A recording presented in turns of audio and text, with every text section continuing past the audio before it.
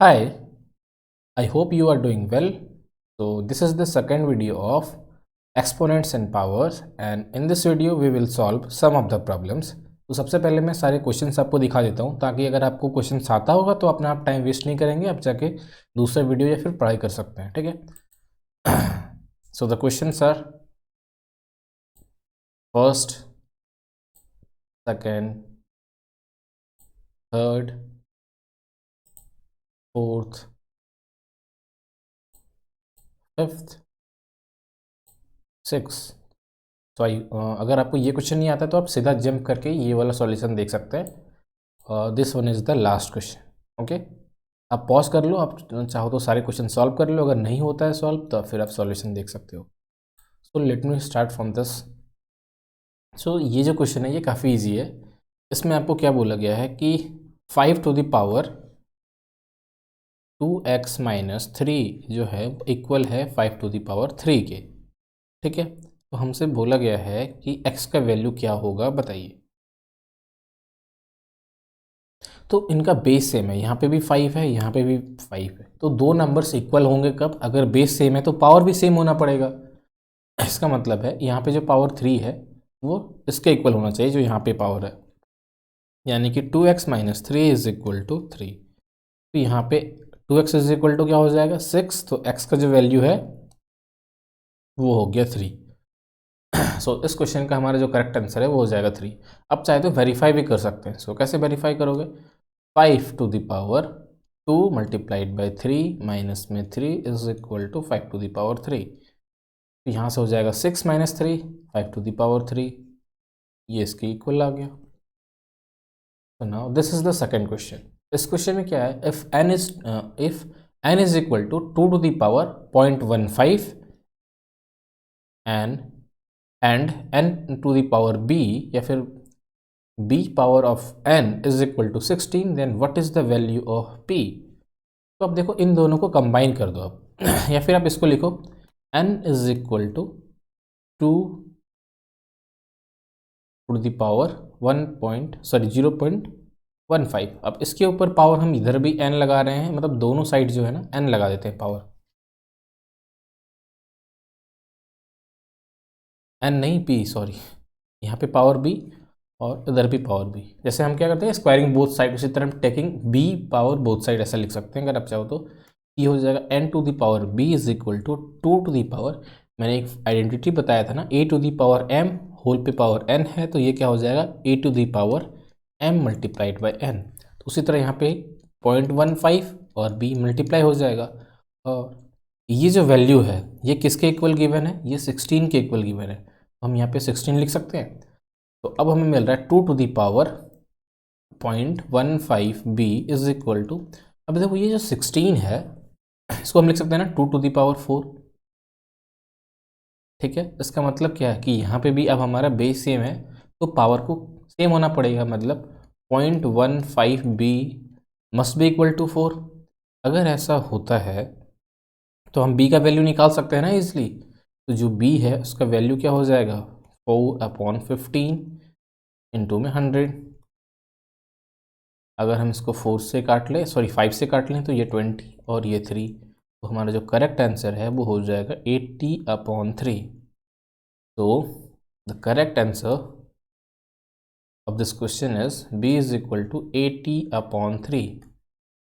अब आते हैं इसके बाद वाले क्वेश्चन पे। इस पे देखिए इसमें क्या है, 81 to the power -4 divided by 729 to the power 2 minus x is equal to 9 to the power 4x, ठीक है ना। तो हम क्या करते हैं, यहाँ पे 9 है, इसमें इसको भी हम 9 के फॉर्म में एक्सप्रेस कर सकते हैं, इसको भी कर सकते हैं, तो हर जगह वही कर देते हैं। 81 को हम लिख सकते हैं 9 का स्क्वायर, और इसके ऊपर पावर है -4, ये डिवाइडर तो अभी डिवाइडर रहने दिए। ये 729 क्या है? 9 का क्यूब, तो 9 का क्यूब और उसके ऊपर पावर हो गया 2 minus x is equal to 9 to the power 4x। अब हम क्या बोलता थे थोड़ा देर पहले, अभी बताया भी, कि अगर a to the power m और उसके ऊपर पावर n है तो ये क्या होता है a to the power m multiplied by n, मतलब पावर मल्टीप्लाई हो जाएंगे। तो यहाँ पे पावर मल्टीप्लाई होकर क्या हो जाएगा? -8, फिर से डिवाइड, अब इस जगह पे भी पावर मल्टीप्लाई होगा तो 9 to the power 3 multiplied by 2 minus x, यही तो होगा, is equal to 9 to the power 4x। अब देखो यहाँ पे इनका बेस 9 है और इसका भी बेस 9 है, तो बेस जब सेम होते हैं तो डिवाइड वाले केस में क्या होता है, पावर ऐड हो जाता है, यानी कि a to the power m to the power a to the power m upon में a टू दी पावर अगर n है तो वो क्या हो जाएगा, ऐड हो जाएगा, सब्ट्रैक्ट हो जाएगा पावर, तो a to the power m minus n हो जाएगा। तो सेम चीज़ हम यहाँ पे करेंगे तो क्या हो जाएगा, -8 माइनस में 3 टू 6 होता है तो -6 और प्लस में 3x, ठीक है, is equal to 9 to the power 4x। अगर हम यहाँ पे देखें ये 9 और ये 9 इक्वल है बेस, तो पावर भी सेम होना पड़ेगा, यानी कि ये जो 4x है ये इस वाले पावर के इक्वल होगा, ठीक है। तो यहाँ से हमें मिलेगा 4x is equal to -14 plus में 3x, करेक्ट। तो x का जो वैल्यू आया वो आ गया -14, तो इसका जो करेक्ट आंसर है वो -14 होगा। आप चाहे तो इसको वेरीफाई भी कर सकते हैं वैल्यू पुट करके, ठीक है। इसके बाद आते हैं इस वाले क्वेश्चन पे। ये क्वेश्चन देखने में तो काफ़ी ईजी है, लेकिन बहुत कोई इसको गलत कर देते हैं। पहले वाले केस में तो इक्वल होगा, लेकिन क्या दूसरे वाले केस में कौन सा इक्वल का साइन होगा, नहीं होगा। क्यों नहीं होगा, देखिए यहाँ पहले पहला वाला समझ लेते हैं। इस वाले केस में ये क्या हो जाएगा, मल्टीप्लाई हो जाएगा, क्योंकि यहाँ पे तो इसका जो वैल्यू आएगा वो आएगा 2 टू दी पावर 4। अच्छा, इस वाले केस में क्या होगा, इस वाले केस में भी आंसर हमारा 2 टू दी पावर 4 आएगा, लेकिन इस वाले केस में ये दोनों मल्टीप्लाई हो नहीं हो रहे हैं, ये 2 टू दी पावर 2 का वैल्यू 4 होता है, इसलिए यहाँ पे 4 हुआ है, ठीक है। तो उसी तरह इस वाले केस में जाएंगे तो यहाँ पे पावर हो जाएगा मल्टीप्लाई, तो ये हमें कितना देगा, 3 टू दी पावर 9। बट इस जगह पे क्या होगा, पावर मल्टीप्लाई नहीं होंगे, ये 3 टू दी पावर 3 है, आप इसको भूल जाओ। उसके बाद ऊपर वाले देखो ये क्या है, ये है 3 टू दी पावर 3, यानी कि this is nothing but 3 to the power 27। तो बड़ा कौन सा होगा, ये बड़ा होगा, तो ये हमारा करेक्ट साइन हो जाएगा। So now the next question is this one. Pause this video and try to solve it by yourself. अब इसमें क्या हो रहा है कि 4 to the power 4 into 3 to the power 4 है डिवाइड बाई 9 इंटू 16, तो इसमें सबसे ये मल्टीप्लाई है, ठीक है, एक्स नहीं है। इसमें सबसे अच्छा एक मेथड तो ये है कि आप सबका पावर ना देख करके, जैसे यहाँ पे 12 टू दी पावर एक्स है ना, आप सीधा सीधा 3 का पावर देख लो तो भी काम बन जाएगा, ठीक है। या फिर आप 12 का भी पावर देख सकते हो, 12 पे पावर जितना आएगा उतना ही पावर 3 पे पावर एक्स होगा, मतलब जितना 12 का पावर होगा उतना ही 3 का पावर होगा। देख लेते हैं यहाँ पे, ये क्या है, 12 है, तो 12 to the power 4 divided by ये 9 इंटू 16 क्या होता है, 144। 144 क्या है, 12 का स्क्वायर है ना, तो इसको मैंने 12 का स्क्वायर लिख दिया, और उसके ऊपर में क्यूब है तो मैंने क्यूब रहने दिया। इस जगह पे देखें तो ये है 8 इंटू 8 और ये है 3 इंटू 3 इंटू 3, करेक्ट।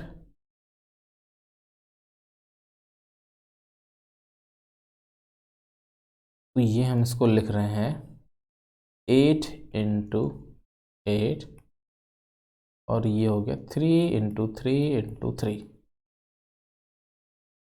अगर इसको आप लिख देते ऐसा ना लिख करके, आप अगर ऐसा लिखो मेरे, अच्छा मुझे 12 बनाना है तो हम 12 बना लेते हैं इसको। देखो हम क्या कर रहे हैं, यहाँ से 3 4 निकलेगा ना, यहाँ से भी 3 3 निकलेगा, तो हम इसको 4 इंटू 3 4 इंटू 3 4 इंटू 3, देखो यहाँ से 3 4 निकाल दिए हैं और 3 3 निकाल दिए हमने, और इसके ऊपर 5 है, is equal to 12 to the power x.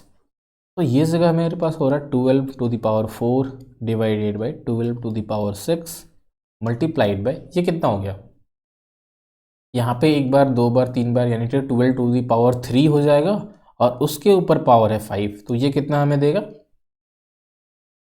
12 to the power 15 is equal to 12 to the power x. अब मैंने बताया था कि अगर बेस सेम होता है और नंबर्स डिवाइड में हो तो क्या होगा, माइनस हो जाएगा पावर। वहीं अगर प्लस में है, सॉरी अगर मल्टीप्लाई में है तो पावर्स क्या हो जाएंगे, प्लस हो जाएंगे, m प्लस n हो जाएगा। तो यहाँ पे हम देख लेते हैं ये दोनों क्या है, ये दोनों हैं डिवाइड में, तो 16 हो जाए 6 हो जाएगा माइनस, फिर ये जो है 2 to the power 15, 12 to the power 15, ये क्या है, ये है मल्टीप्लाई में, तो इसका पावर हो जाएगा plus, is equal to 12 to the power x। यहाँ से जो वैल्यू आएगा वो हो गया 15 4 19, 19 में 6 गया तो 13, यानी कि 12 to the power 13 is equal to 12 to the power x। तो यहाँ से हमारे पास x का जो वैल्यू है वो आ गया 13, तो 13 हमारा करेक्ट आंसर होगा। इस क्वेश्चन को बनाने का दूसरा तरीका भी हो सकता था, कैसे बनाते हैं उसको, let me erase this first then I will show.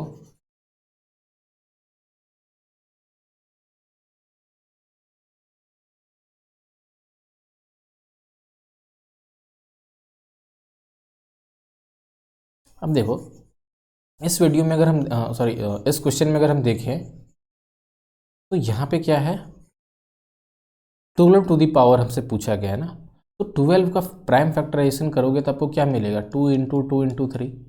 तो देखो जितने पावर 3 का आएगा ना, जैसे इस क्वेश्चन पे आप जब सॉल्व करोगे तो जितना पावर 3 टू दी पावर आएगा सेम चीज़ होगा 12 टू दी पावर x, क्योंकि अगर आपको 12 बनाना है तो उतना ही 3 का ज़रूरत होगा, क्योंकि और यहाँ पे साथ में इक्वल टू का साइन है, मतलब इक्वल टू भी है, तो इसका मतलब क्या, जैसे मान लो अगर 12 बनाना है तो ये तभी बनेगा ना या जब 3 और 4 मिलेगा।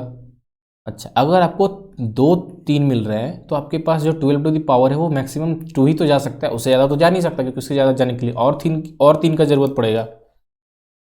इसलिए ऐसे क्वेश्चन में आप क्या कर सकते हो, पूरा 12 का पावर ना चेक करके आप इसके एक प्राइम फैक्टर का भी चेक कर सकते हो, उससे भी हमारा सॉल्यूशन बिल्कुल सही आएगा, ठीक है। लेकिन चेक करना है प्राइम नंबर्स के लिए, वरना गलती हो सकता है।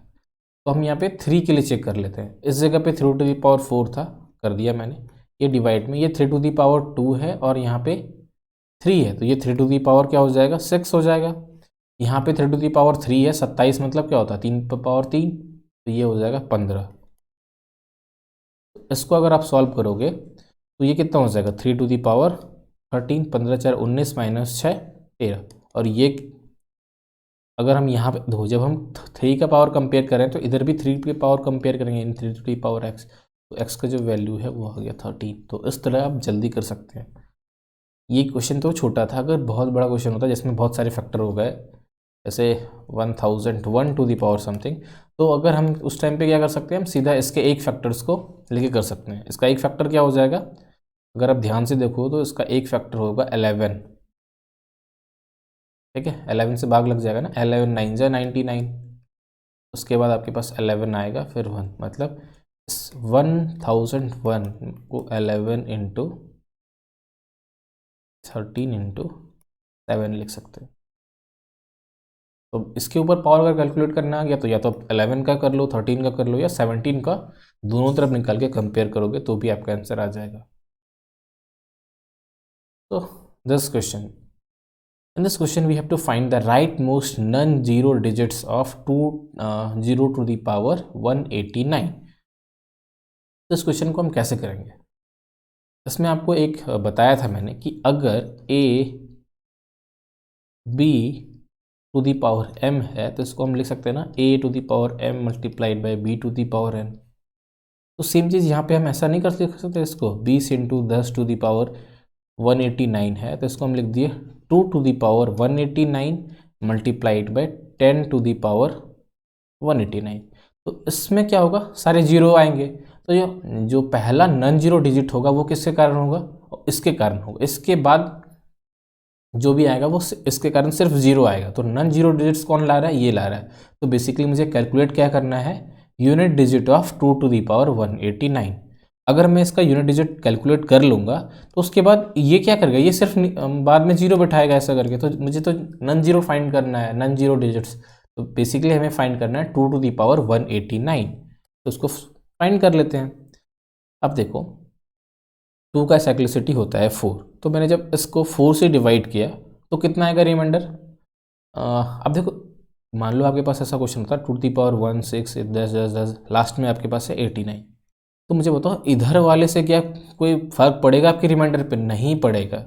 आपका जो रिमाइंडर आएगा वो इसी 2 के पे फ़र्क पड़ेगा। मतलब अगर इस जगह पे डिवाइड हो रहा है तो बिल्कुल डिवाइड होगा, अगर इस जगह पे 1 रिमाइंडर आ रहा है इन दोनों डिजिट्स के लिए तो इतना बड़ा नंबर के लिए भी 1 ही आना है।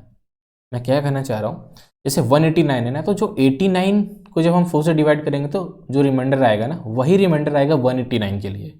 इसलिए आपको सिर्फ लास्ट का 2 डिजिट चेक करना है फॉर 4 से डिवीजन के लिए, क्योंकि वो डिविजिबिलिटी रूल ऑफ 4 में आपने पढ़ा होगा। अगर नहीं पढ़ा है तो maybe I will try in the next video. तो हमें क्या करना है, हमें 4 से डिवाइड करना है 89 को। आपको पता है कि 88 4 का फैक्टर होता है, तो मतलब इसको जब हम डिवाइड करेंगे तो रिमाइंडर 1 आएगा।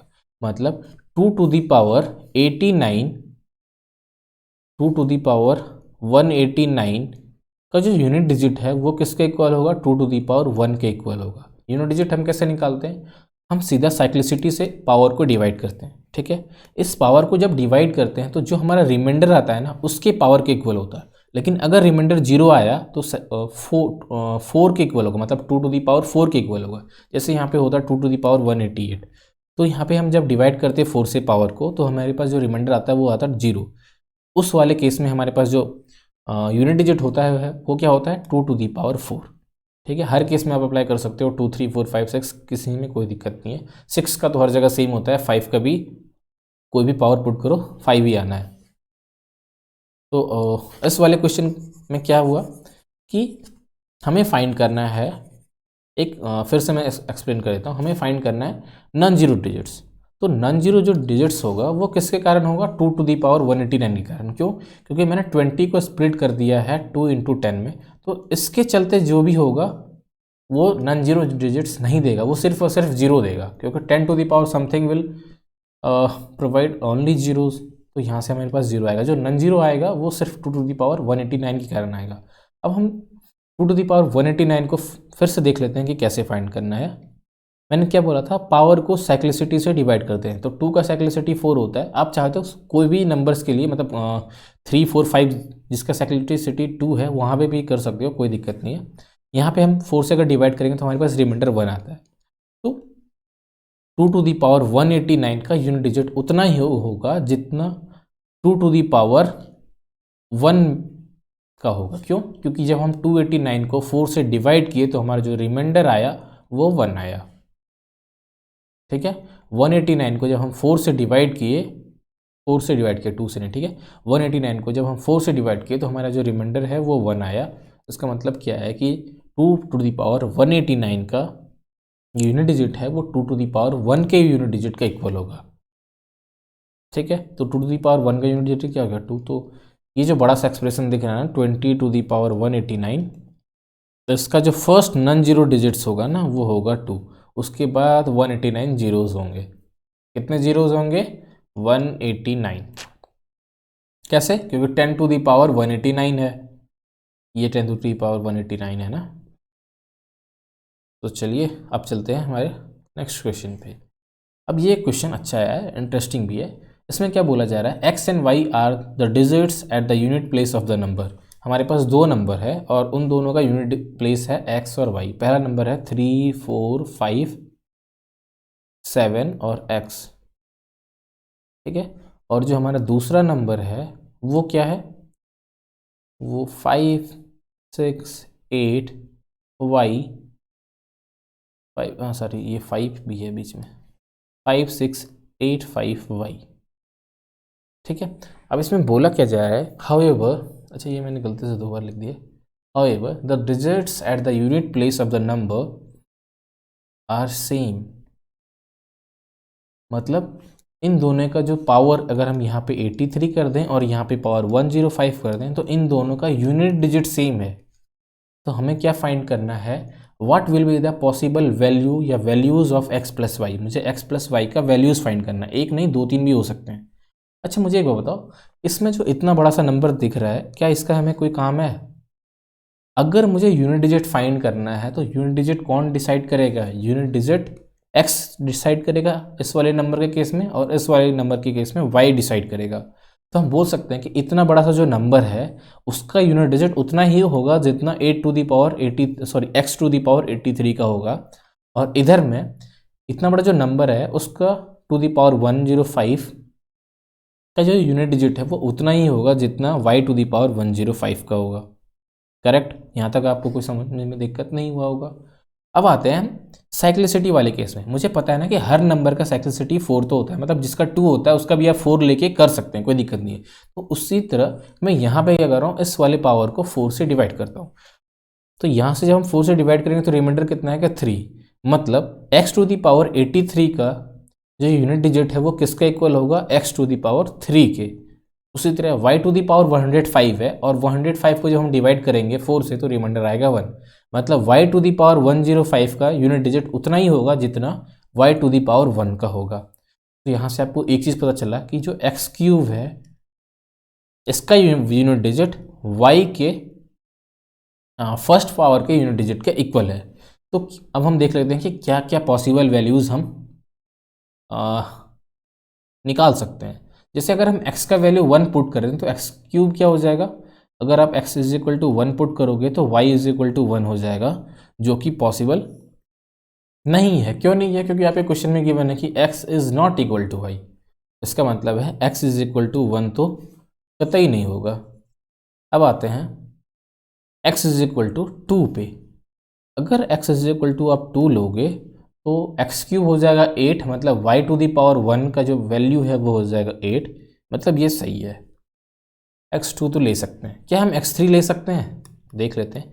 अगर आप x3 लेते हो तो x क्यूब कितना हो जाएगा, 27। करेक्ट, अगर 27 हो जाएगा मतलब y to the power something का यूनिट डिजिट 7 होना चाहिए। तो y का जो यूनिट डिजिट है वो क्या हो जाएगा, 7 हो जाएगा। और y क्या है, सॉरी y खुद एक यूनिट डिजिट है, तो y का वैल्यू क्या हो जाएगा, 7 हो जाएगा। देखो यहाँ पे लिखा है ना, x and y are the unit digits. मतलब x का वैल्यू अगर हम 3 लेते हैं और 3 का क्यूब करेंगे तो हमें 27 मिलेगा। अब 27 जो नंबर है वो उसका यूनिट डिजिट y के यूनिट डिजिट का इक्वल है, या फिर y के इक्वल है। y खुद में यूनिट डिजिट है, तो 27 का यूनिट डिजिट क्या हो गया, 7। तो मैंने लिख दिया 7। अब क्या x इज इक्वल टू 4 हो सकता है, नहीं हो सकता ना 4। क्यों, क्योंकि अगर आप 4 लोगे तो x क्यूब का जो, चलो मैं देख लेता हूँ, दिखा देता हूँ लिख के। अगर x इज इक्वल टू 4 लेते हो तो x क्यूब का जो वैल्यू है वो कितना हो जाएगा, 64, यानी कि इसका यूनिट डिजिट हो जाएगा 4। अब 4 है हमारा यूनिट डिजिट और ये y के इक्वल आ रहा है, तो x भी 4 है, y भी 4 है। क्या ऐसा पॉसिबल हो सकता है, यहाँ पे नहीं हो सकता। क्यों, क्योंकि x is not equal to y हमें गिवन है। तो अगर x 4 नहीं हो सकता तो क्या x 5 हो सकता है, बिल्कुल नहीं, क्योंकि x टू दी पावर 3 करेंगे तो 125 आएगा, मतलब y का वैल्यू 5, x का भी 5, y का भी 5, नहीं हो सकता है। तो क्या x इज इक्वल टू 6 हो सकता है, 6 के भी केस में वही होगा जो 5 के केस में होगा, क्योंकि x और y का वैल्यू सेम आ जाएगा। तो क्या 7 के केस में हो सकता है, बिल्कुल हो सकता है। तो अगर हम x का वैल्यू 7 लेते हैं तो x क्यूब का वैल्यू कितना हो जाएगा, 343, यानी कि उसका जो यूनिट डिजिट है वो हो रहा है 3, तो y का जो वैल्यू है वो हो जाएगा 3। ठीक है, यहाँ तक आ गया। अगर हम x का वैल्यू 7 से थोड़ा सा बढ़ते हैं, 8 लेते हैं, तो 8 का क्यूब कितना होता है, 512, यानी कि जो x का वैल्यू अगर 8 लेंगे तो y का जो वैल्यू है वो हो जाएगा 2, क्योंकि x क्यूब का वैल्यू हो गया 512। तो 512 जो 512 का जो यूनिट डिजिट है वो y के इक्वल है, तो यूनिट डिजिट क्या है, 2, तो 2 हो जाएगा। क्या 9 हो सकता है, 9 का क्यूब करेंगे तो कितना हो जाएगा, 729, या जो भी होगा उसका यूनिट डिजिट तो 9 होगा ना। अगर 9 यूनिट डिजिट है और ये y के इक्वल है तो y का वैल्यू कितना हो जा रहा है, क्योंकि y यूनिट डिजिट का वैल्यू है तो ये 9 हो जाएगा। तो यहाँ पे y भी 9 हो जाएगा, तो ये नहीं है पॉसिबल। उसके बाद हम x इज इक्वल टू 10 ले नहीं सकते, क्योंकि अगर 10 लोगे तो ये जो बताया गया ना, x and y are the digits at the unit place, मतलब ये एक डिजिट है। तो x अगर आप 10 ले रहे हो तो ये डिजिट्स कहाँ रह रहा है, ये तो 2 डिजिट्स बन जा रहे हैं, इसलिए ये 9 नहीं होगा। अब हमारे पास जितने भी वैल्यूज़ हैं, आपको उसमें एक चीज़ दिख रहा है कॉमन बात, कि हर जगह x प्लस वाई का जो वैल्यू है वो 10 हो रहा है। यहाँ पे भी 10, 7 3, यहाँ पे भी 10, यहाँ पे भी 10, यहाँ भी 10।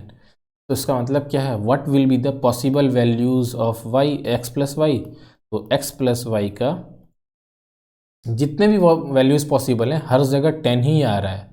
मतलब इस क्वेश्चन का सही आंसर हो जाएगा 10। ठीक है, आई होप आपको ये सारे क्वेश्चन समझ में आए होंगे। अगर आपको अच्छा लगा है तो प्लीज़ आप इसको सब्सक्राइब कर सकते हैं, अपने दोस्तों के साथ शेयर भी कर सकते हैं। Thank you so much.